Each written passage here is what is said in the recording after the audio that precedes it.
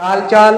I hope आप लोग अच्छे होंगे और एकदम जबरदस्त तरीके से पढ़ाई कर भी रहे होंगे, है ना बेटे। आज हम जो टॉपिक पढ़ने वाले हैं वो टॉपिक होगा बेटा दर्पण के बारे में। कौन सा दर्पण?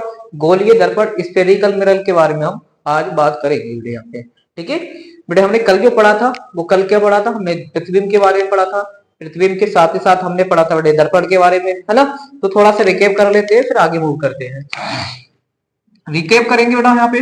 रिकेप क्या पढ़ा था बेटा? हमने कल पढ़ा था प्रतिबिंब के बारे में। प्रतिबिंब, प्रतिबिंब बोले बेटा तो इमेज, इमेज के बारे में हमने कल पढ़ा था।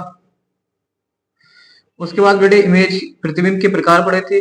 एक पढ़ा था हमारा रियल इमेज, रियल इमेज। और क्या पढ़ा था?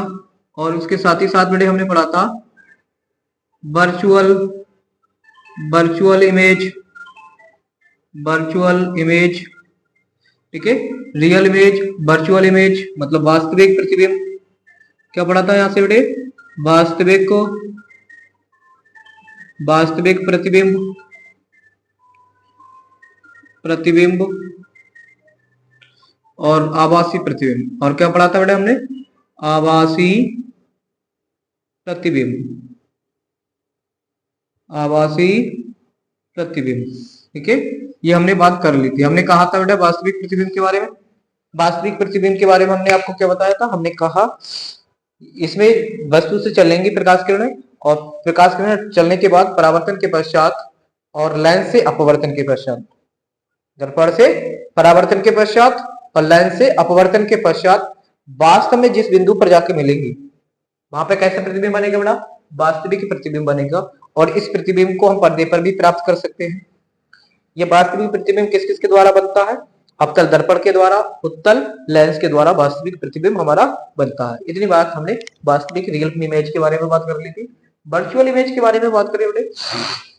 वर्चुअल इमेज में क्या होगा? वर्चुअल इमेज बेटे आप बोलेंगे कि वस्तु से चलने वाली प्रकाश किरणें परावर्तन के पश्चात तथा लेंस से अपवर्तन के पश्चात जिस भी बिंदु पर मिलती हुई प्रतीत होंगी वहां पे जो प्रतिबिंब बनेगा बेटा वहां पे कैसे बनेगा?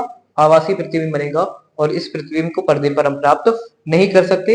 ये आभासी प्रतिबिंब वर्चुअल जो इमेज है वो किसके द्वारा प्राप्त किया जा सकता है? तो आप बोलेंगे उत्तल दर्पण के द्वारा और अवतल लेंस के द्वारा इसे हम प्राप्त कर सकते हैं। ये हो गया इतना बेटे हमारे प्रतिबिंब इमेज के बारे में। फिर हमने पढ़ा था मिरर के बारे में, दर्पण के बारे में। दर्पण, मिरर, ठीक है, इसके बारे में पढ़ा था। दर्पण मतलब मिरर। हमने इसमें क्या कहा था? हमने कोई कहा एक समतल चिकनी पृष्ठ ले लूं और उसके एक पृष्ठ पर आप पॉलिश कर दो तो इस प्रकार से जो निकाय बन के आएगा उस निकाय को मिरर कहेंगे। क्या बोलेंगे बेटे उसको? उस निकाय को हम जो बोलेंगे वो बोलेंगे मिरर बोलेंगे। उसके बाद हमने कहा था ये जो मिरर है हमारा इसके टू पार्ट्स होते हैं बेटे। एक को बोलेंगे बेटा हमने कहा होगा सिंपल या प्लेन, प्लेन मिरर बोला होगा। और बेटा स्पेरिकल, स्पेरिकल, सॉरी एक बार चेक कर लेते हैं बेटा इसे। स्पेरिकल,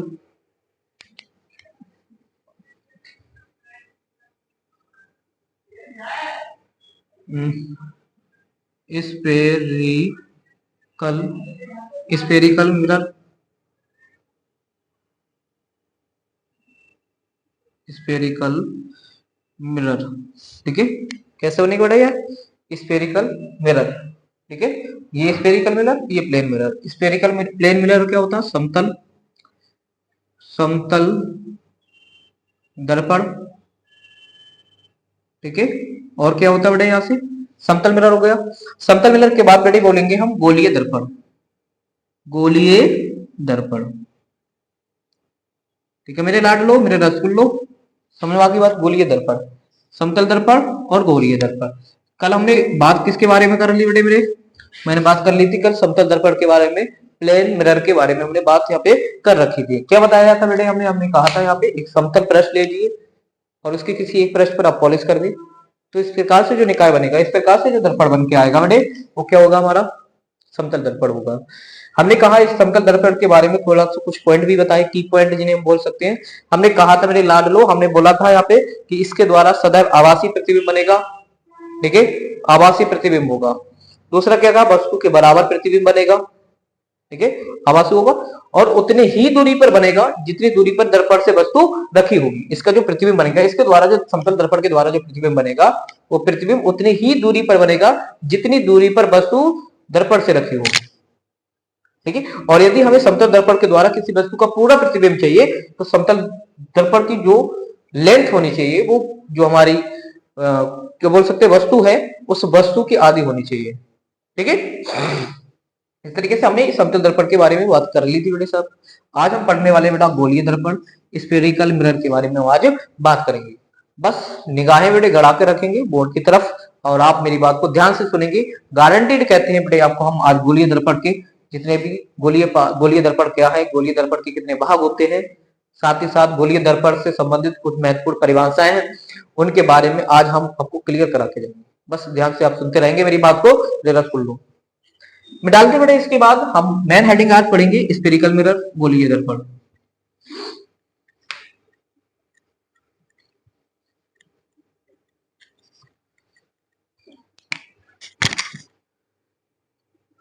गोलीय दर्पण, गोलीय दर्पण, गोलीय दर्पण को स्फेरिकल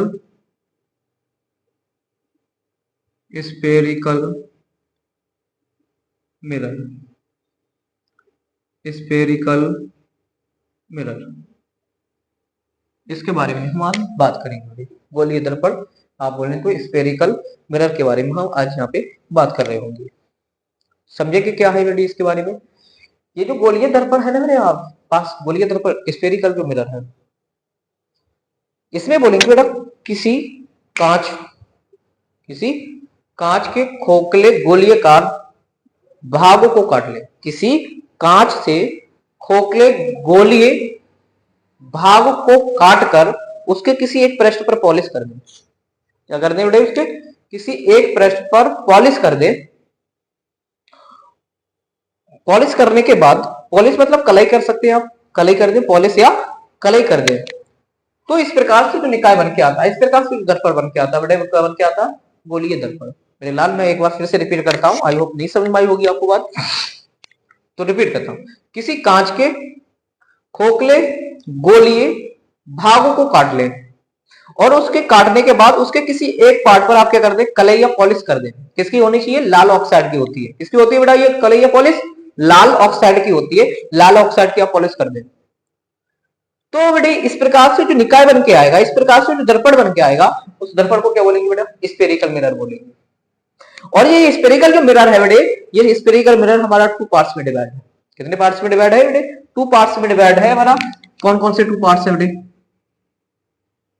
मैं यहाँ पे तो डेफिनेशन लिखूंगा, इसलिए इसे थोड़ा सा नीचे लिख लेता हूं बेटा। एक है हमारे पास अवतल दर्पण, अवतल दर्पण, क्या बेटे यहाँ पे अवतल दर्पण, और एक है बेटे मेरे पास उत्तल दर्पण, उत्तल दर्पण, ठीक है। ये दोनों है मेरे पास। तो बेटा यहाँ पे लिखेंगे, क्या लिखेंगे यहाँ पे बेटा, इसको हम बोलते हैं, इस वाले भाग को बोलते हैं concave, concave mirror, concave mirror बोलते हैं। और इसको क्या बोलते हैं बेटे, इस वाले को बोलते हैं कॉन्वेक्स, क्या बोलते हैं बेटे, कॉन्वेक्स मिरर, कॉन्वेक्स मिरर बोलते हैं। मेरे लाल रसगुल्लो समझ में आ गई बात। इस गोलीय दर्पण के स्फेरिकल मिरर के 2 पार्ट्स हैं बेटे, एक है कॉनकेव मिरर, एक है convex mirror, concave mirror, convex mirror, okay. Concave जो मिरर होता है वो कैसा होता है, डिजाइन इसकी कैसी होती है, कॉन्वेक्स कैसा होता है, उसके बारे में थोड़ा सा बात कर लेते हैं। कुछ इस तरीके से डिजाइन होती है बेटे, मैं थोड़ा सा डिजाइन बनाने की कोशिश करूंगा, थोड़ी सही नहीं बना, इसे सही से बनाने की कोशिश करेंगे। इस तरीके से बन जाओ भैया, इस तरीके से, ठीक है। इस तरीके से जो मिरर बन के आता है बेटा, इस तरीके से जो डिजाइन बनी हुई होती है, इस डिजाइन को बोलते हैं अवतल, कॉनकेव। ये जो बन के आया बेटा हमारा कॉनकेव मिरर बना, ये जो मिरर है, इस मिरर को बोलते हैं बेटा कॉनकेव मिरर, कॉनकेव मिरर। क्या बोलेंगे बेटा यहाँ पे? Concave mirror. ठीक है, ये इसका उभरा हुआ भाग है। कैसा भाग है बेटा? उभरा हुआ भाग। और ये इसका धंसा हुआ भाग। तो डेफिनेशन क्या बोलेंगे? कॉनकेव मिरर की डेफिनेशन बोलेंगे कि ऐसा दर्पण या वह दर्पण जिसके उभरे हुए भाग पर पॉलिश होती है तथा धसे हुए भाग पर कोई पॉलिश नहीं होती है, उसे कॉनकेव मिरर बोलती है। क्या बोलेंगे बेटा? उसे कॉनकेव मिरर कहते हैं। अच्छा, इसके बारे में थोड़ा सा बात कर लेते हैं बेटे। इसमें क्या होता है?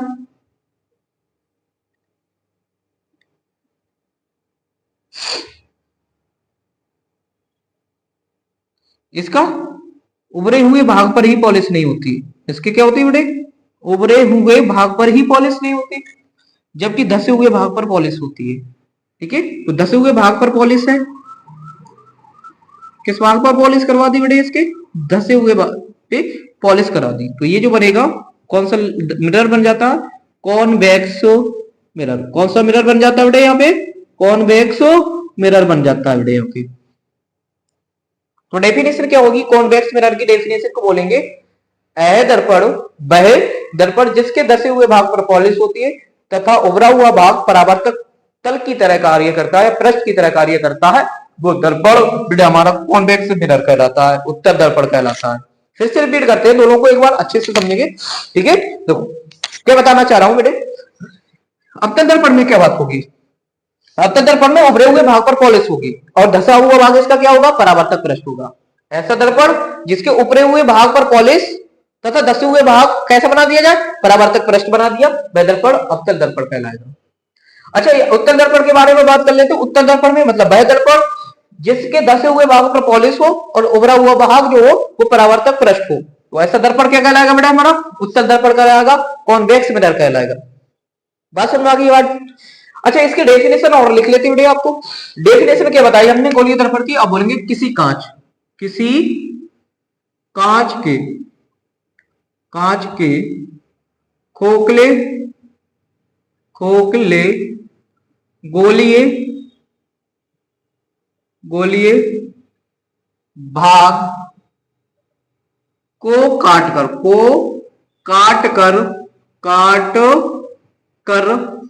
क्या कर रहे हैं बेटे? काट कर एक भाग पर कलई क्या करते बेटे? कलई या पॉलिश। कलई या पॉलिश किसकी होगी बेटे? तो हम लिख देते हैं ब्रैकेट में यहाँ पे लाल ऑक्साइड की। किसकी बेटे? लाल ऑक्साइड की।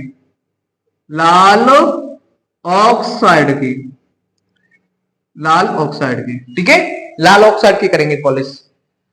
कलैया पॉलिश कर दे तो इस प्रकार के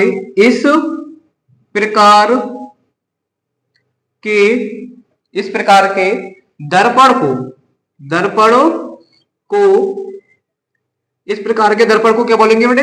गोलीय दर्पण कहते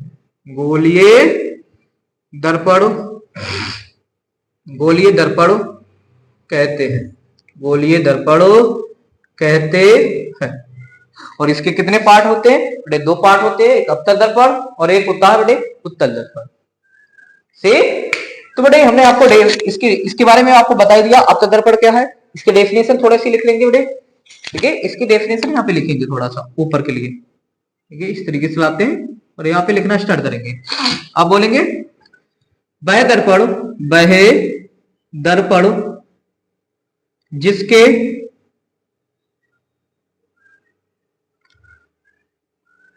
उभरे हुए भाग पर पॉलिश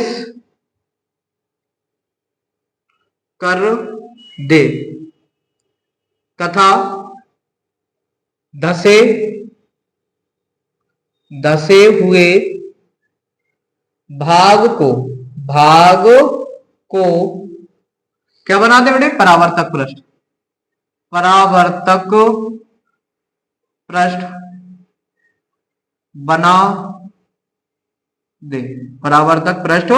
बना दे। तो यह दर्पण क्या कहलाएगा बेटे?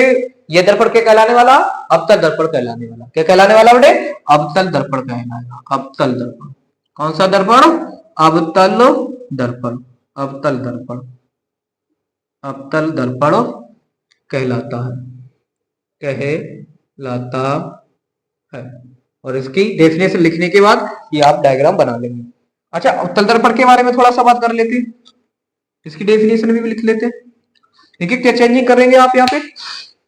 आप बोलेंगे वह दर्पण जिसके उभरे हुए भाग पर, उभरे हुए भाग को कैसे बना दे बेटे? उभरे हुए भाग को परावर्तक पृष्ठ बना दे तथा धसे हुए भाग को क्या कर दे? पॉलिश कर दे। ठीक है, तो चलो मैं यहां से लिख ही देता हूं अलग से। वह दर्पण, थोड़ा सा ऊपर बढ़ा लेते हैं, थोड़ा सा ऐसे। वह दर्पण जिसके धसे हुए भाग पर, धसे हुए भाग पर, धसे हुए भाग पर पॉलिश कर दे तथा उभरे हुए भाग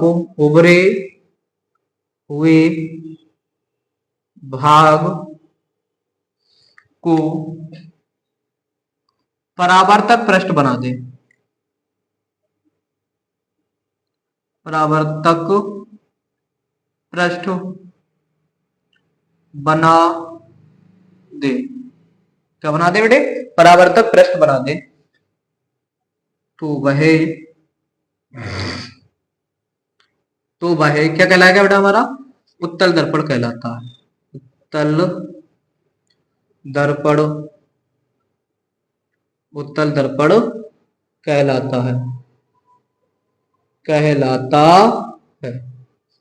ठीक है, तो ये होगी गोलीय दर्पण के पार्ट, गोलीय दर्पण की डेफिनेशन, उत्तल दर्पण अवतल दर्पण के क्या होते हैं, उनके डायग्राम, उनके डेफिनेशन जल्दी से नोट करेंगे बेटे, फिर आगे मूव करते हैं।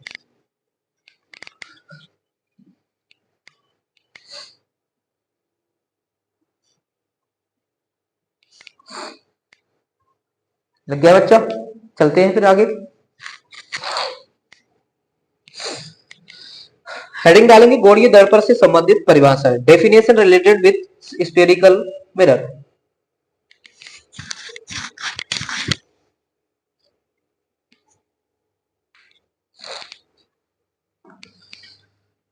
मैं डालते बेटे इसे।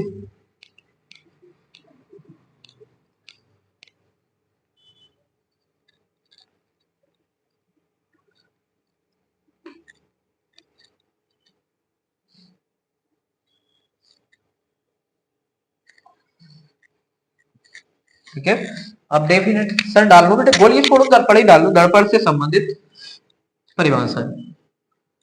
दर्पण से संबंधित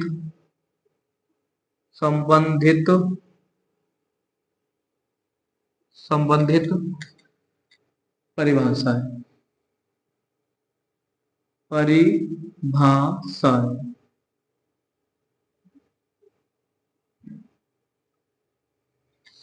दर्पण से संबंधित परिभाषाएं।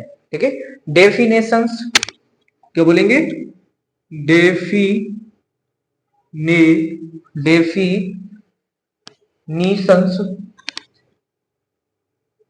डेफिनेशंस रिलेटेड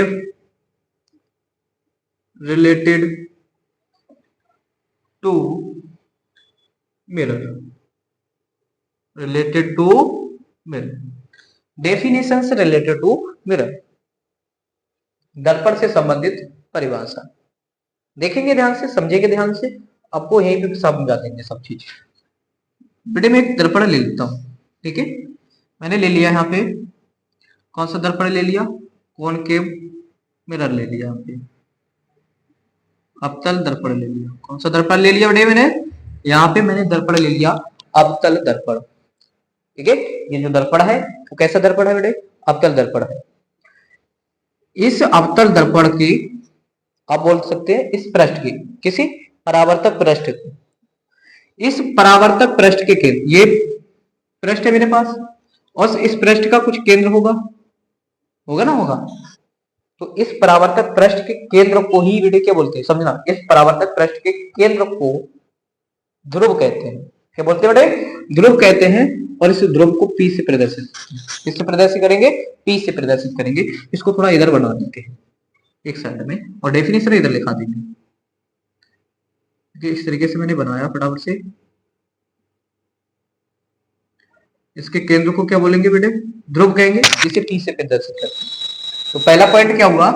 पहला पॉइंट हुआ बेटे ध्रुव, ध्रुव, ठीक है, पोल, ध्रुव पोल। ध्रुव क्या समझेंगे बेटे? ध्रुव के बारे में क्या समझे? परावर्तक पृष्ठ के, परावर्तक पृष्ठ के केंद्र को क्या बोलते हैं बेटा? ध्रुव कहते हैं। और ध्रुव को किससे प्रदर्शित करते हैं बेटे? तो ध्रुव को जो प्रदर्शित करते हैं, ध्रुव को प्रदर्शित करते हैं बेटा हम किससे? पी से प्रदर्शित करते हैं। सही है। तो डेफिनेशन में लिखिए फटाफट से, अपने आप लिख के देखो बेटे। डेफिनेशन लिखेंगे, क्या लिखेंगे? परावर्तक पृष्ठ के, परावर्तक पृष्ठ, परावर्तक पृष्ठ के केंद्र को, केंद्र को क्या बोलते हैं बेटे? ध्रुव कहते हैं। केंद्र को ध्रुव कहते हैं, ध्रुव कहते हैं। इसे पी से प्रदर्शित करते हैं। इसे किससे प्रदर्शित करते हैं बेटे? पी से प्रदर्शित करते हैं, करते हैं। ठीक है। अच्छा, ये जो भाग था अपतक दर्पण जो है वो किसका भाग था? गोलीय दर्पण का। तो बेटे गोलीय दर्पण कुछ इस तरीके से होता है। इस तरीके से अगर मैं पूरा कर दूं तो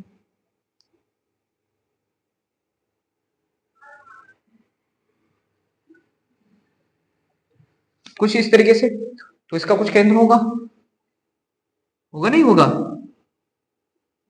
ठीक है। तो इसी गोलीय दर्पण के, समझा बेटे आपको? इसी गोलीय दर्पण के केंद्र को वक्रता केंद्र कहते हैं। क्या बोलेंगे? इस गोलीय दर्पण के केंद्र को क्या बोलेंगे? वक्रता केंद्र कहेंगे। वही दर्पण का केंद्र हो जाएगा, क्योंकि भाग ही ये किसका? गोलीय दर्पण का भाग है, स्फेरिकल मिरर का भाग है। इसका भी केंद्र वक्रता केंद्र कहलाएगा। आगे बात सुनिए, लिखेंगे फटाफट से। सेकंड पॉइंट है बेटे,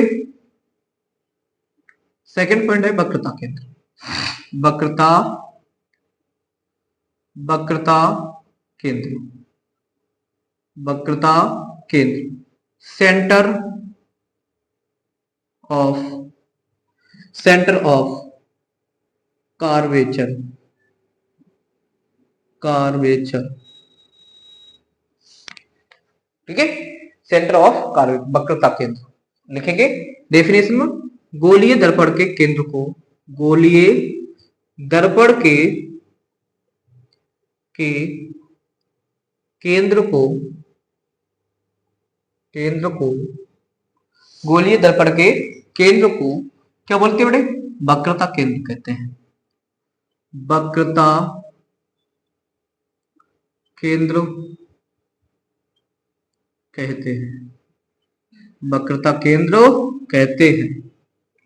इसे किससे प्रदर्शित करते हैं बेटा? इसे सी से प्रदर्शित करते हैं, इसे सी से प्रदर्शित करते हैं, करते हैं। ठीक है। आगे आते हैं बेटे, अगला पॉइंट पढ़ेंगे मुख्य अक्ष, मुख्य अक्ष। मुख्य अक्ष के बारे में मैं बात कर लेता हूं। मुख्य अक्ष क्या है बेटे? इस वक्रता केंद्र और ध्रुव को मिलाने वाली रेखा, वक्रता केंद्र और ध्रुव को मिलाने वाली जो रेखा है बेटे, वो वक्रता केंद्र, वक्रता केंद्र तरफ ध्रुव को मिलाने वाली जो रेखा है वो क्या कहलाने वाली है बेटे? मुख्य अक्ष कहलाने वाली है। लिखेंगे बेटे ध्रुव तथा, ध्रुव तथा वक्रता केंद्र, वक्रता केंद्र को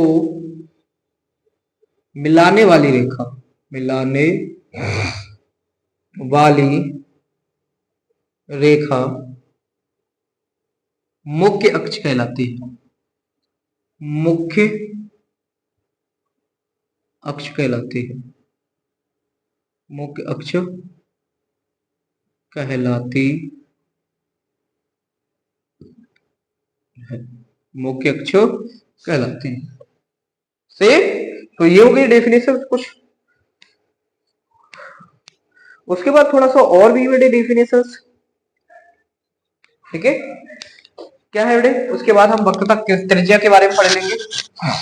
फोर्थ पॉइंट है बेटा हमारा वक्रता त्रिज्या, वक्रता त्रिज्या, वक्रता त्रिज्या,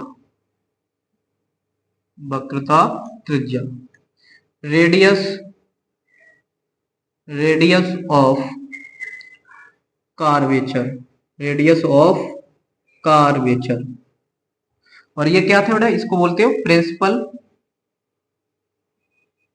principal axis, principal axis, radius of curvature. इसकी क्या डेफिनेशन बनेगी बेटे, इसकी डेफिनेशन देखो, पहले मुख्य अक्ष क्या थी बेटे हमारे पास, मुख्य अक्ष ये थी, ये वक्रता केंद्र हो गया मेरे पास सी, ये ध्रुव पी हो गया, ये वाला, ये ध्रुव पी, पी और सी वक्रता pole and centre of curvature को जो मिलाने वाली एक्सिस होगी बेटे क्या कहलाएगी, प्रिंसिपल एक्सिस कहलाएगी। क्या कहलाएगी बेटे, प्रिंसिपल एक्सिस कहलाएगी। अब पढ़ेंगे radius of curvature, radius of curvature, radius of curvature क्या होती है, तो बेटा प्रिंसिपल पोल और centre of curvature, pole and centre of curvature between distance is called radius of curvature, is called radius of curvature. Pole और centre of curvature के बीच की जो डिस्टेंस है बेटे, दूरी जो है वो क्या कहलाएगी बेटा, इसकी रेडियस ऑफ कार्वेचर, वक्रता त्रिज्या कहलाएगी। ठीक है, ध्रुव तथा वक्रता केंद्र के बीच की दूरी क्या कहलाएगी बेटे, वक्रता त्रिज्या कहलाएगी। आइए बात समझ में आ गई होगी आपको, समझ में आ गई बेटे, ठीक। लिखेंगे वक्रता केंद्र, वक्रता केंद्र तथा ध्रुव के बीच की दूरी वक्रता त्रिज्या कहलाती है, वक्रता त्रिज्या, वक्रता त्रिज्या कहलाती है, कहलाती है। इसे इसे इसे किससे प्रदर्शित करते हैं, इसे आर से, कैपिटल वाली से, ठीक है, से प्रदर्शित करते हैं, प्रदर्शित करते हैं, करते, ठीक है। ये होगी मेरे पास वक्रता त्रिज्या है। कुछ मुख्य डेफिनेशंस किसके बारे में, मिरर के बारे में लिखा रहेंगे, लिख लो फटाफट से, स्क्रीनशॉट लो, फिर आगे और मूव करते हैं बेटे।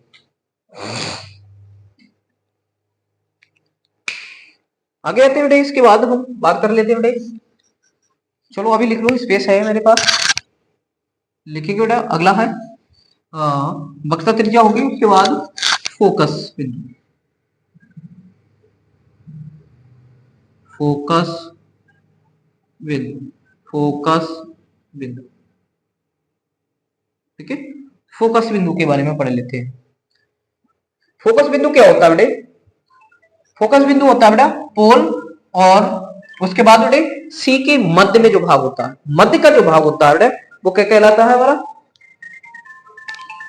वो फोकस जो है बेटे क्या कहलाता है बेटा, क्या कहलाने वाला बेटे, मुख्य फोकस डेफिनेशन ऐसे लिख लो, फोकस बिंदु ऐसे लिख लो, फोकस, फोकस पॉइंट, पॉइंट क्या डेफिनेशन होगी, सी और पी के मीडियम में जो भाग होता है, सी और पी के मध्य भाग को क्या बोलते हैं, फोकस बिंदु कहते हैं। क्या बोलते हैं बेटे, फोकस बिंदु कहते हैं। सी और पी के मध्य भाग में जो बिंदु होता है वो क्या कहलाएगा, इसका फोकस बिंदु कहलाएगा।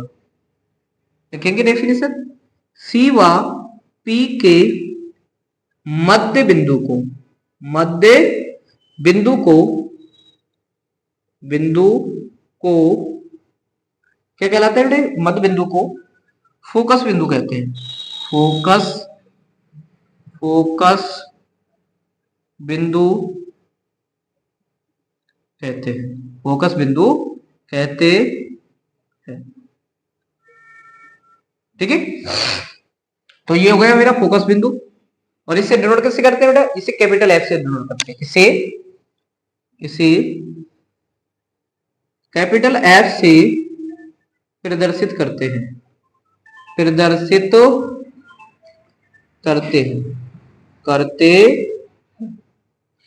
ठीक है, इसे कैपिटल एफ से प्रदर्शित करते हैं बेटे। अच्छा, इसके बाद हम थोड़ा सा और पढ़ लेंगे बेटे, इसे मिटा देते हैं बेटे। ठीक है, इसके बाद हम और थोड़ा सा पढ़ लेते हैं। क्या पढ़ेंगे बेटे? इसके बाद हम पढ़ेंगे वक्रता त्रिज्या। फोकस बिंदु हो गया। इसके बाद फोकस दूरी। क्या पढ़ेंगे बेटे यहाँ पे? फोकस दूरी। फोकस दूरी। ठीक है, फोकस दूरी पढ़ेंगे। फोकस डिस्टेंस पढ़ेंगे। Focus distance. ठीक है, इसके बारे में पढ़ेंगे। इसकी क्या डेफिनेशन होगी? कैपिटल एफ और पी के बीच जो डिस्टेंस होगी वो क्या कहलाएगी? हमारी फोकस दूरी कहलाएगी। क्या कहलाएगी? एफ व पी के बीच के मध्य की दूरी को क्या कहते हैं बेटे? फोकस दूरी कहते हैं। फोकस दूरी कहते हैं। सही? किससे प्रदर्शित करते हैं? इसे स्मॉल एफ से प्रदर्शित करते हैं। प्रदर्शित करते हैं। ठीक है, ये वाली दूरी, यहां से यहां तक की जो दूरी है वो स्मॉल एफ हो गई। और बेटे यहां से सी और एफ पी के बीच की दूरी है बेटे हमारे कैपिटल आर, जिसे वक्रता त्रिज्या रेडियस ऑफ कर्वेचर कहते हैं। ठीक है, ये सी है, ये एफ है कैपिटल, ये पी है, आर है, और ये जो है ना, ये वाला लाइन जो है वो हमारी प्रिंसिपल एक्सिस है। तो आई हो आप बात समझ में आई होगी आपको इतनी। तो बेटे बस आज के लिए इतना रखते हैं और कल मिलते हैं नेक्स्ट वीडियो में। तब तक के लिए जय हिंद, जय भारत।